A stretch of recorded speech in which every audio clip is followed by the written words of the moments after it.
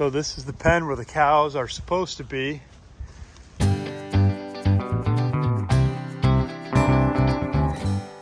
Good morning, I'm Mark. Welcome back to the farm. It's the morning after Milton. It's just off the east coast of Florida, and I'm doing an assessment, but things are kind of a mess. Poultry netting is up in some places. The coop is fine, and that's good news. It's all down in a lot of places, which means deadfall all over the place here. Inside my pole barn is a mess, but the pole barn is still standing, so that's a plus.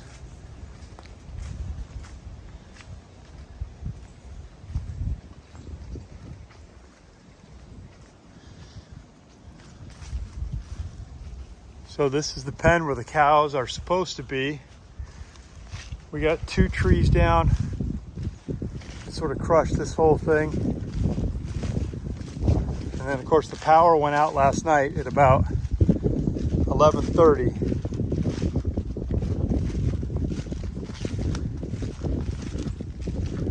Oh, I see a cow. So he's out, but I see him. That's good news. Means he didn't go far.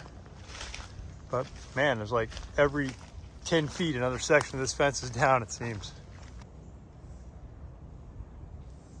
I'm glad you're here.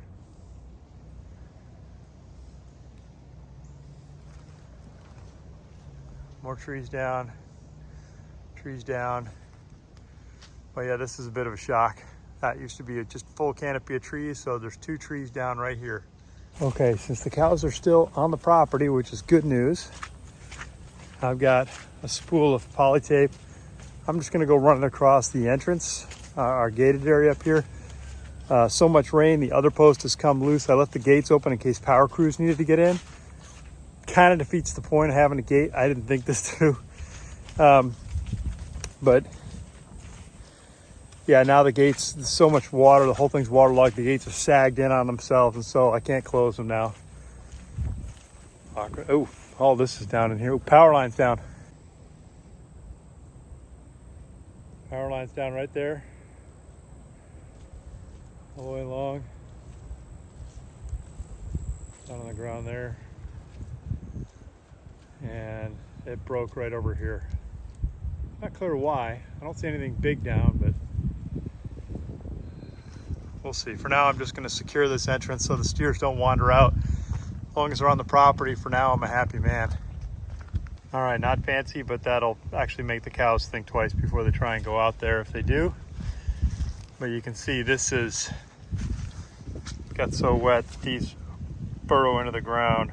They can't get past that point.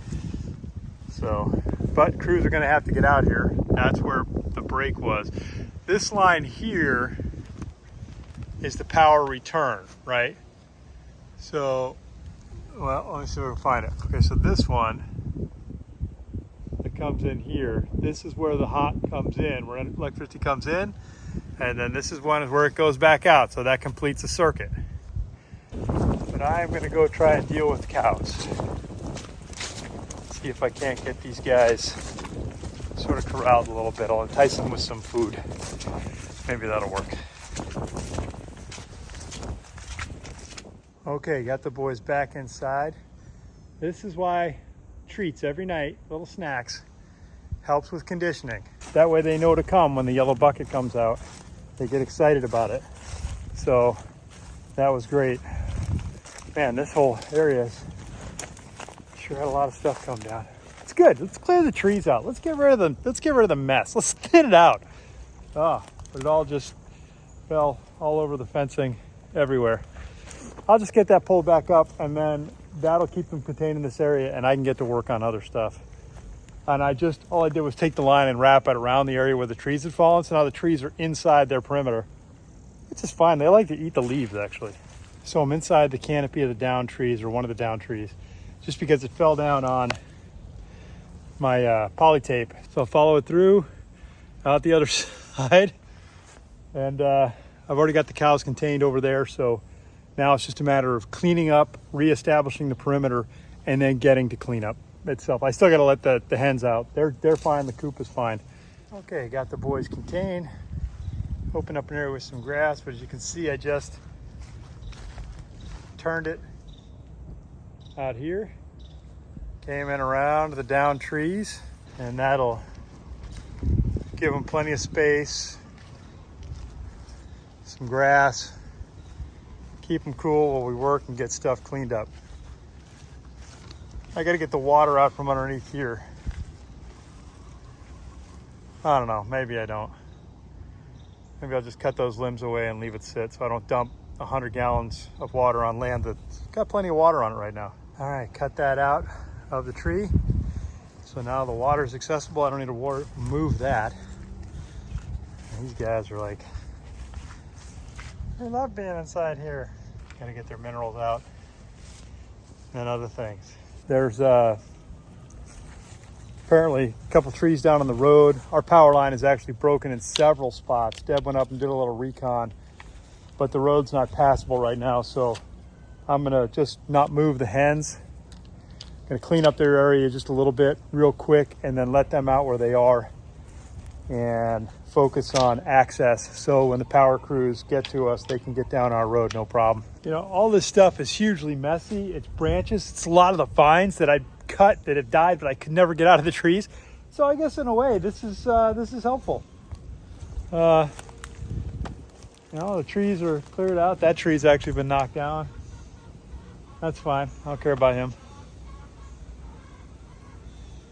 Would like for that one over there to fall. Oh, there's a tree way over there that's leaning at like a 45 right now. Oh, it ripped up the whole ground. Ooh, let's look at that. Dang it! It's all fun and games until your corral gets smushed.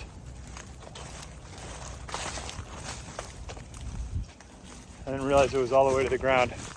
I was looking at this from afar. Look at that, rip this whole things up. It's on my perimeter fence. All right, that's gonna be something I need to address pretty quickly. Access first, focus. Squirrel, focus. Got the Starlink back up and quick scan of the roof. Looks good. We didn't have any leaks, but just a quick look to make sure. And yeah, now we'll have connectivity. Talking to the world. Looking good. Smells really good too. Okay, good bacon and eggs breakfast. So now on to clearing and cleaning. So I've got the downed return line here. So it looks like these are the limbs that fell in it. I'm gonna clean all these limbs up, get this stuff out of here so crews can access it. Because I know that both lines are broken further up the road, both the incoming and the return lines are broken. I know these lines are cold, so I'm not worried about any hazard to that. So, and they don't, I mean, we're at the end of it, the terminus. Boink, it ends right there. So, gonna get this cleaned up and then move up to the corner and start cutting and clearing all the stuff up there. And my neighbor's on his way back from their family business. They lost 5 or 6 greenhouses, and so he's got to deal with that first, but then he'll come out here and help clean up our road if I'm still working on it when he gets back. All right, let's get to it.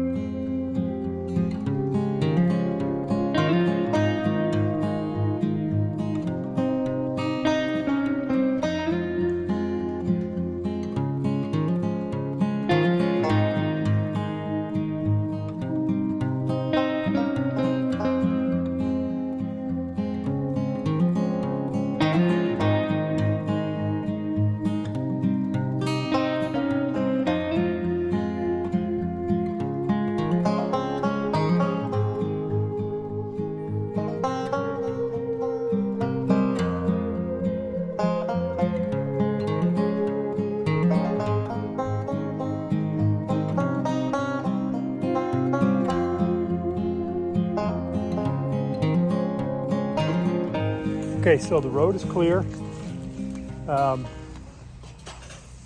So whenever they come, repair crews can get down the road without obstruction. That was our goal.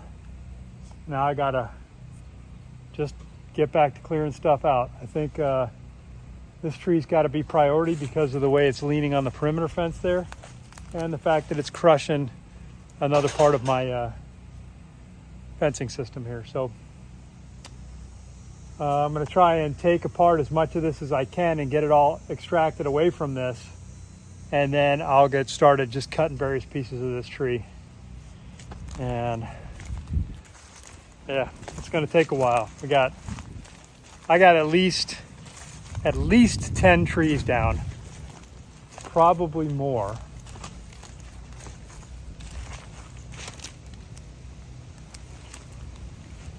But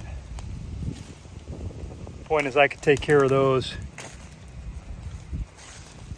in an iterative fashion, and it doesn't have to be all done today. So this is the first thing, is to get up in here and get working on this tree. So I think that's just going to be today's update. I'm going to send it out, and then who knows when you'll hear from me again, but suffice to say, we're okay.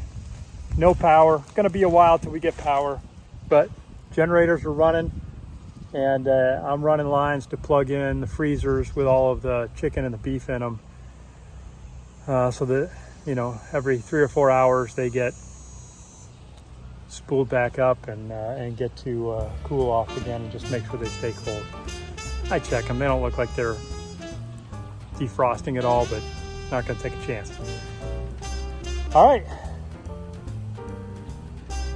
Well, I think that's going to do it from here.